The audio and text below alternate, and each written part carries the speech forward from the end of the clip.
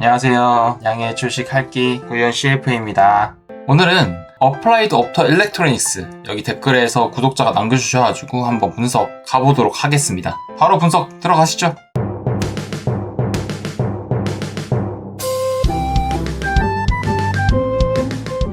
Applied Optoelectronics를 볼 때 가장 먼저 잡아야 할 핵심은 이 회사가 단순히 광통신 부품 회사가 아니라는 점인데, 이 회사는 레이저 칩이라는 가장 밑단의 핵심 광원에서 출발해 광 부품, 모듈, 트랜시버, 그리고 일부 장비까지 올라가는 수직 계열화 구조를 가진 회사입니다. 즉, 남이 만든 핵심 부품을 사서 조립만 하는 회사가 아니라 자기 손으로 핵심 부품을 만들고 그것을 더 높은 단계 제품으로 올려 파는 구조입니다. 이 구조는 겉으로 보면 굉장히 좋아 보일 수 있습니다.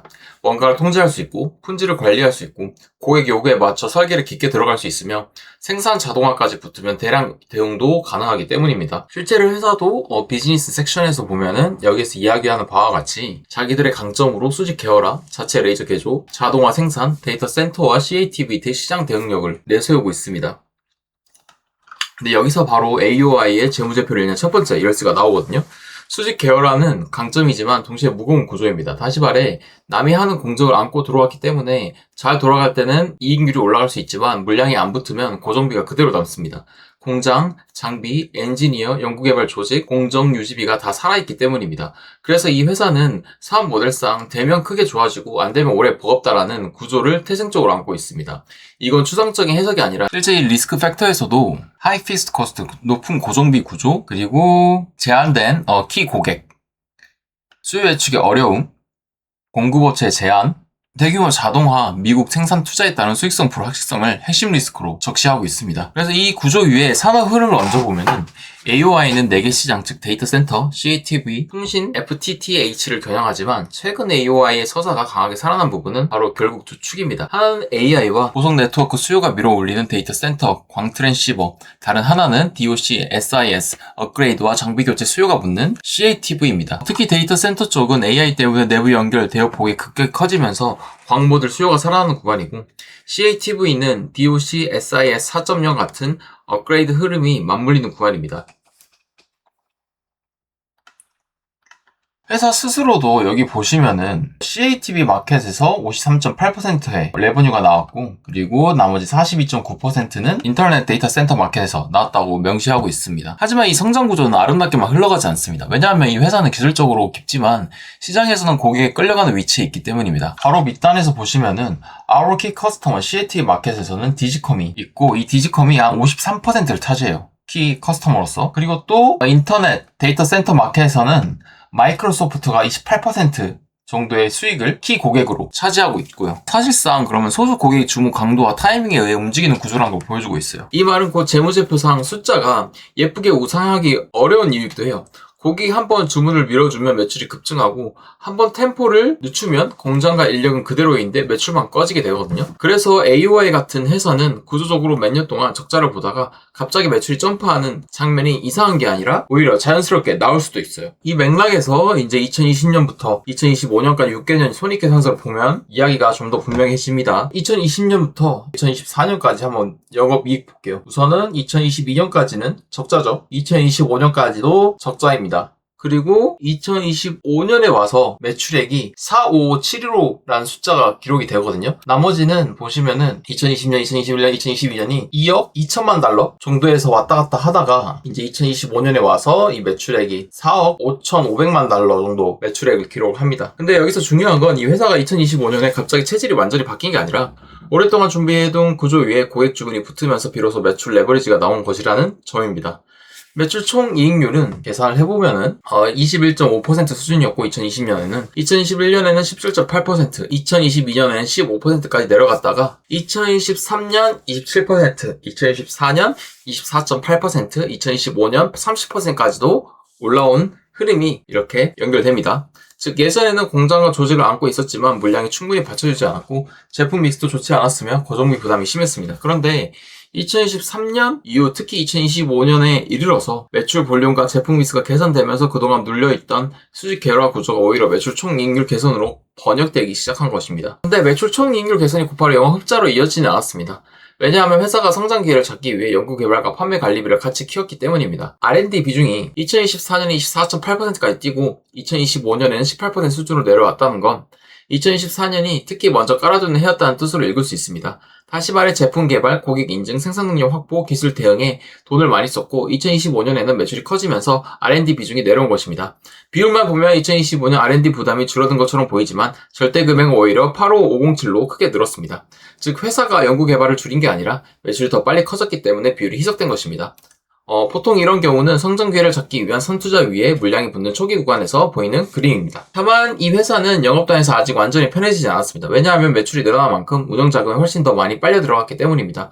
이 대목에서 AOI 사업 구조와 교섭력이 숫자로서 가장 선명하게 드러나긴 하는데 2025년 매출이 82.7% 증가했는데 매출 채권은 109% 증가했습니다. 이 회사가 고객에게 강한 회사였다면 매출 증가와 비슷한 속도로 채권이 늘거나 오히려 선수금, 현금 회수가 좋아질 수도 있습니다. 그런데 AOI는 반대로 매출보다 채권이 더 빠르게 늘었습니다. 이건 고객이 대형이고 납기, 단기 결제 조건에서 고객 쪽 힘이 더 세다는 것을 다시 한번 보여줍니다. 한마디로 말하면 2025년 AOI는 물건을 많이 팔았지만 그만큼 현금을 바로 손에 쥔 것은 아니었다 라고 말할 수 있고 성장의 과실 일부를 고객에게 신용으로 먼저 넘긴 셈입니다. 기술은 AOI가 갖고 있지만 주문과 결제 주도권은 고객이 더 강하다는 뜻을 읽을 수 있겠네요. 재고도 같은 이야기입니다.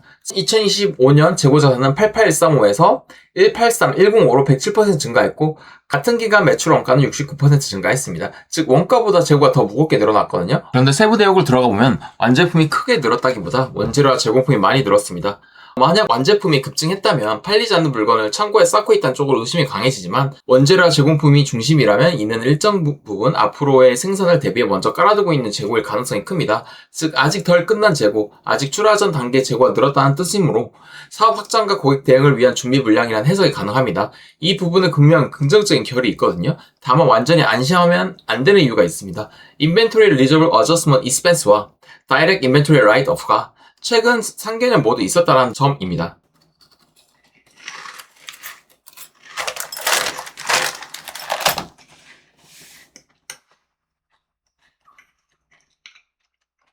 이건 이 회사가 재고를 공격적으로 운영하면서도 동시에 기술 변화와 제품 전환 속도 때문에 재고 손상 리스크를 계속 안고 있다는 말입니다. 즉 좋은 재고 증가일 수도 있지만 절대 가벼운 재고 증가는 아니라는 것입니다. 여기서 AOI 사업 모델이 다시 한번 재조명되거든요. 광통신, CATV, 데이터 센터는 기술 변화가 빠르고 고객 인증도 깁니다. 그러니 미리 부품과 공정을 준비해야 하고 주문이 붙으면 빨리 대응해야 합니다.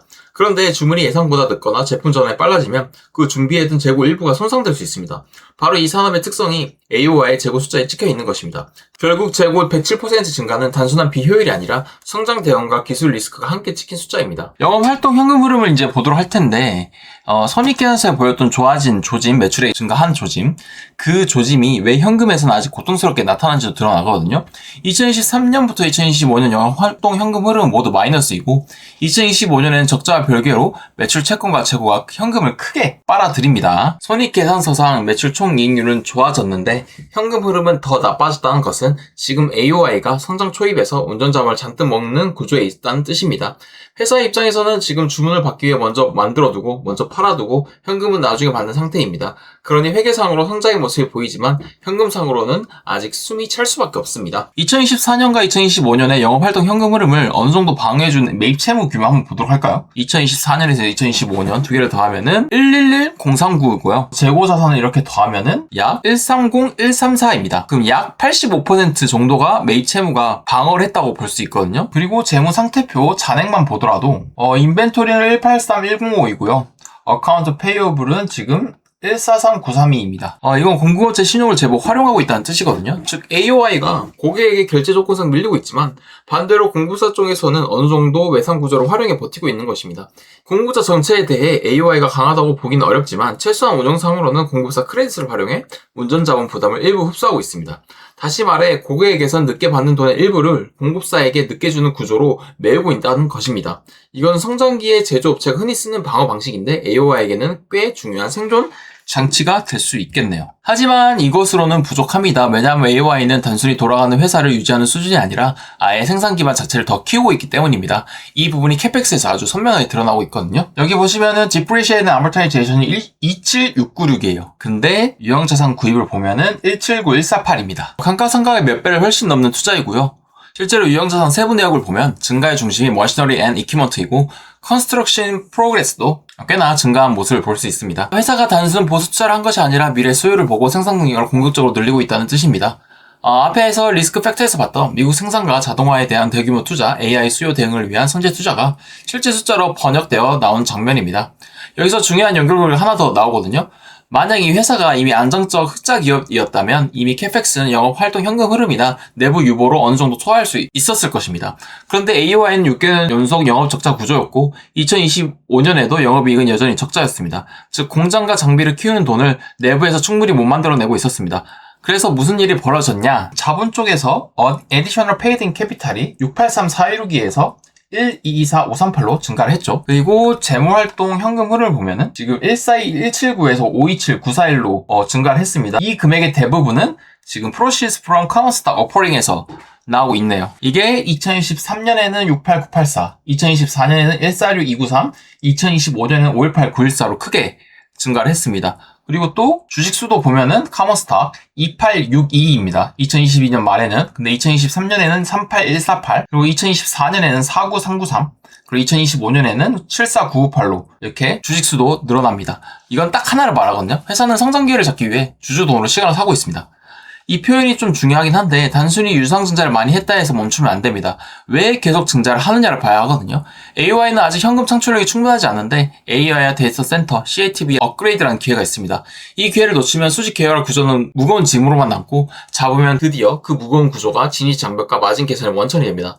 그러니 회사 입장에서는 지금이 물러설 구간이 아니라 오히려 장비를 깔고 자동화를 붙이고 생산 능력을 늘려야 하는 구간입니다.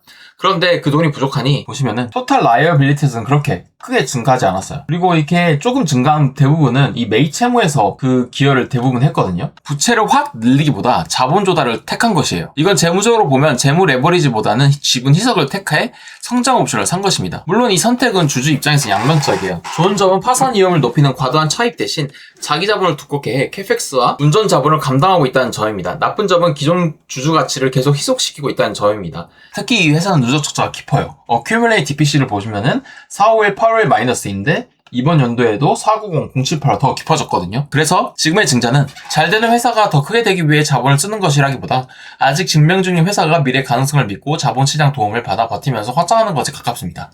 그래서 AOI의 핵심 투자 포인트는 단순한 매출 성장 여부가 아니라 그 희석을 정당화할 만큼 미래 수익성이 실제로 따라오느냐가 됩니다. 그래서 이제 정리를 한번 해보도록 할게요. AOI 재무제표의 본질은 오랫동안 수직 계열화 규술력을 안고 있었지만 고객 집중 구조와 고정비 부담 때문에 적자 구간이 길었습니다. 그러다가 2023년에서 2025년 사이 데이터 센터와 CATV를 중심으로 수요가 살아나며 드디어 매출과 매출 총이익률이 의미있게 개선되기 시작했습니다. 하지만 그 성장을 잡기 위해 회사는 먼저 재고를 쌓고 고객에게 외상으로 팔고 공장과 장비에 대규모 투자를 하고 있습니다. 그 결과 손익계산서에서는 회복의 조짐이 보이지만 현금 흐름표에서는 아직 큰 마이너스가 찍히고 있습니다. 그리고 그 부족한 현금은 유상증자로 메우고 있고요. 즉 지금 AOI는 회복을 넘어 확장으로 들어가려는 순간의 재무제표를 보여주고 있는 것입니다.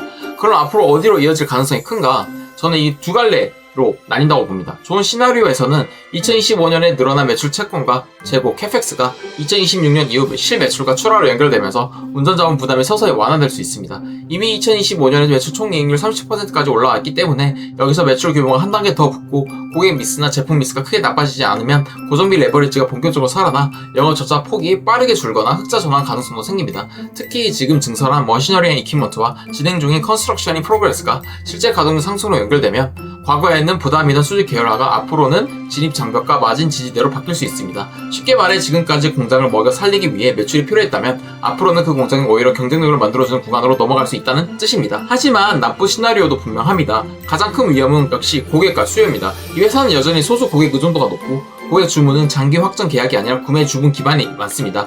만약 2025년에 깔아둔 재고와 설비가 기대만큼 빠르게 매출로 전환되지 않으면 지금 증가한 매출 채권은 회수 부담이 되고 원재료와 제공품은 성장 위험이 되고 새로 늘린 설비는 낮은 가동률 속에서 감가상각 부담만 키우게 됩니다. 그렇게 되면 2025년에 좋아진 매출 총이익률조차 다시 흔들릴 수 있습니다. 그리고 영업활동 현금 흐름이 계속 마이너스면 회사는 또다시 유상증자에 의존할 수밖에 없습니다. 그렇게 되면 성장을 위한 희석이 버티기 위한 희석으로 성격이 바뀌게 됩니다. 그 순간 시장의 평가도 많이 달라질 것이라고 봅니다. AOI를 지금 한 문장으로 정리하면은 이 회사는 오랫동안 무거운 수직 계열화 구조를 버텨온 끝에 AI 데이터 센터 CATV 업그레이드라는 기회를 맞아 드디어 매출 총이익률과 매출 성장이 살아나고 있지만 그 기회를 잡기 위해 운전자본과 캐펙스를 공격적으로 투입하고 있어 아직 현금 창출 단계에는 도달하지 못한 회사입니다. 다시 말해 지금 재무제표는 완성된 턴어라운드의 숫자라기보다 턴어라운드가 현실이 될지 시험받는 중간 과정의 숫자에 가깝습니다. 이렇게 재무제표 분석을 몇 가지 계정값만 보고 한번 끝내봤습니다. 다음 시간에는 플래닛 랩스 재무제표 분석을 한번 해보도록 하겠습니다. 이상 양의 주식 할기 구현 CFA였습니다. 감사합니다.